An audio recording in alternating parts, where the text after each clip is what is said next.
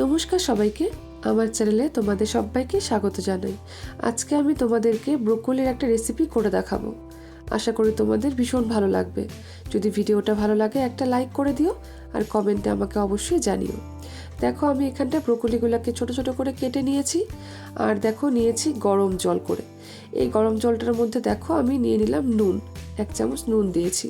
এবারে সেই ব্রোকলিগুলোকে আমি এই নুন জলের মধ্যে কিছুক্ষণ ভিজিয়ে রেখে দেবো। তাহলে ব্রোকলিটা অনেকটা নরম হয়ে যাবে আর এর মধ্যে যদি কোনো রকম পোকামাকড় থাকে সেটাও কিন্তু নষ্ট হয়ে যাবে। আমি কিন্তু ব্রোকলিগুলোকে খুব ভালো করে ধুয়ে নিয়েছি, তারপরে কিন্তু আমি নুন জলের মধ্যে দিয়ে দিচ্ছি। দেখো আমি নুন জলের মধ্যে দিয়ে কিছুক্ষণ এটাকে এভাবে রেখে দেব। দেখো ব্রোকলিগুলোকে আমি ডুবিয়ে দিচ্ছি জলের মধ্যে। আমি এটাকে কিছুক্ষণ এরকমভাবেই রেখে দেব।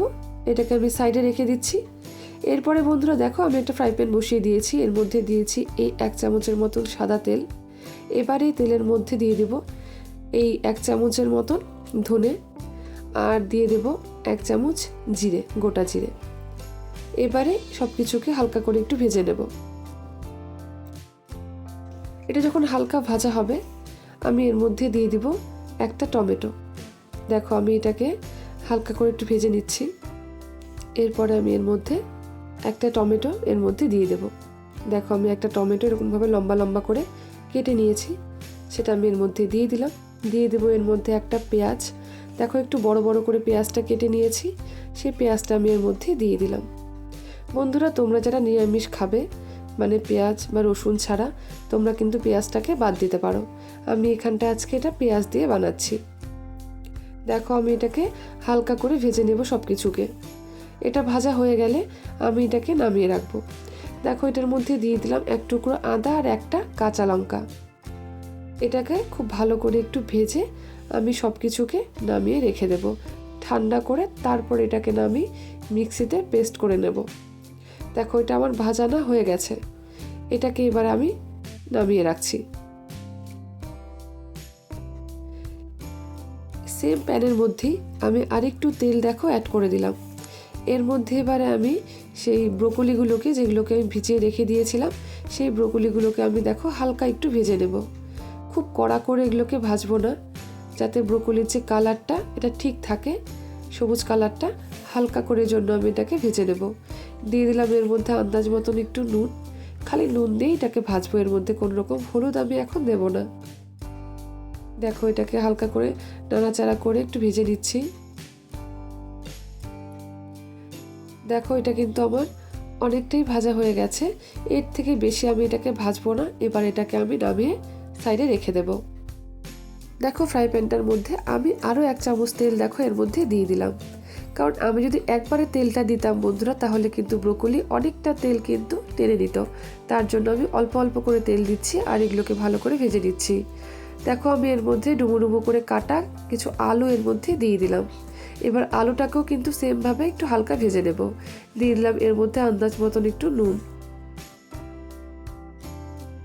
দেখো নুনটা দিয়ে খুব ভালো করে এটাকে আমি ভেজে নিচ্ছি আলুটাকে। আলুটা ভাজা হয়ে গেলে আমি আলুটাকেও সাইডে নামিয়ে রেখে দেব। দেখো আলুটা আমার কিন্তু হালকা ভাজা হয়ে গেছে, এর থেকে বেশি আমি ভাজবো না। এবার এটাকে নামিয়ে রাখবো। দেখো সেই তেলের মধ্যে আমি এক্সট্রা করে আর তেল দিইনি, সেই তেলের মধ্যে আমি দিয়ে দিলাম এর মধ্যে জিরে ফোড়ন। জিরেটা হালকা একটু যখন ভাজা হবে আমি এর মধ্যে যে মশলাটা করে রেখেছি, পেস্ট করে নিয়েছি, টমেটো, জিরে, ধনের আর লঙ্কার পেস্টটা, সেটা আমি এর মধ্যে অ্যাড করে দেব।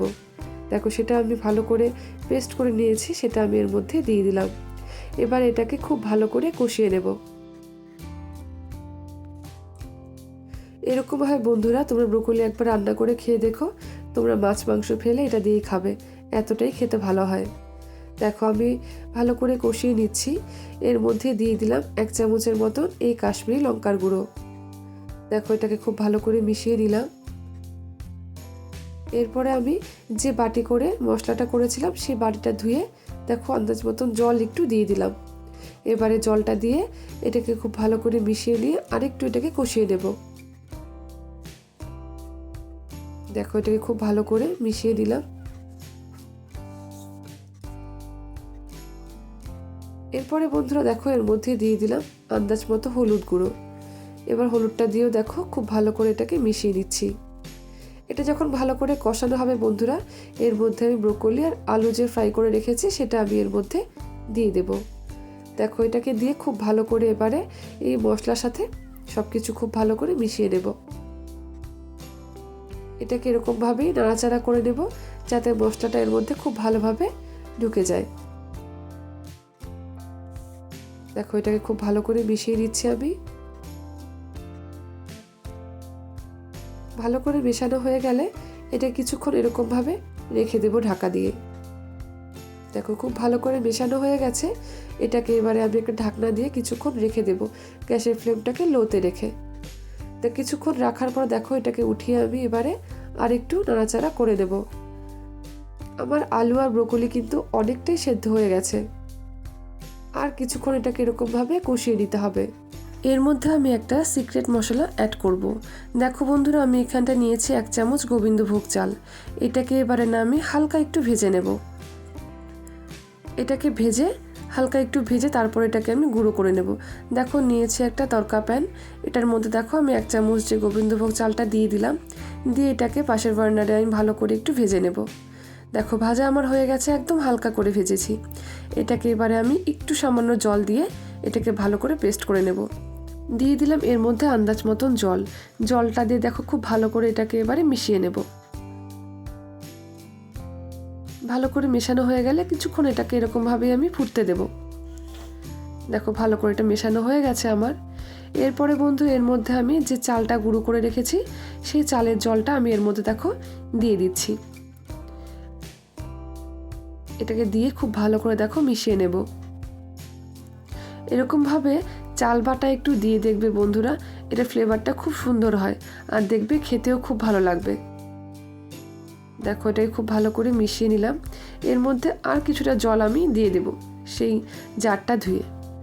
দেখো দিয়ে দিলাম এর মধ্যে আমি আন্দাজ মতন জলটা দিয়ে এবার এটা কিছুক্ষণ এটাকে এরকমভাবে আমি জাল করে নেব। দেখো ভালো করে এটাকে মেশানো হয়ে গেল আমার। এবারে গ্যাসের ফ্লেমটাকে আমি মিডিয়াম করে নেব, নিয়ে এটাকে আমি কিছুক্ষণ এরকমভাবে ফুটতে দেব। এর মধ্যে আন্দাজ মতন একটু নুন আমি দিয়ে দিলাম, আমার একটু কম মনে হচ্ছিল। নুনটা দিয়ে দেখো ভালো করে এটাকে আবারও মিশিয়ে নিলাম। এটাকে এরকমভাবে এখন রেখে দেব। এটা ভালো করে জাল হয়ে গেলে বন্ধুরা আমি এর মধ্যে দিয়ে দেব সামান্য একটু গরম মশলা গুঁড়ো। দেখো এর মধ্যে 1 চামচ গরম মশলা আমি দিয়ে দিয়েছি। এবারে গরম মশলাটা দিয়ে খুব ভালো করে এটাকে মিশিয়ে নিচ্ছি। এর মধ্যে কিন্তু আর কিচ্ছু দেব না বন্ধুরা। আমার ব্রোকলি আর আলু দিয়ে এই রেসিপিটা একদম তৈরি। খেতে কিন্তু এটা দুর্দান্ত হয় বন্ধুরা, তোমরা একবার অবশ্যই বাড়িতে খেয়ে দেখো। তোমরা এটা রুটি বা ভাত যে কোনো কিছু দিয়ে কিন্তু খেতে পারবে, আর এটা খেতে খুব ভালো হয়। তোমরা একবার ট্রাই করো অবশ্যই বাড়িতে, আর আমাকে জানিও তোমাদের আজকে আমার এই ব্রোকলি আলু রেসিপি কেমন লাগলো। যদি ভালো লাগে ভিডিওটা একটা লাইক করে দিও, আর আমার চ্যানেল নতুন হলে চ্যানেলটাকে সাবস্ক্রাইব করে আমার পাশে থেকো। তোমাদেরকে ধন্যবাদ।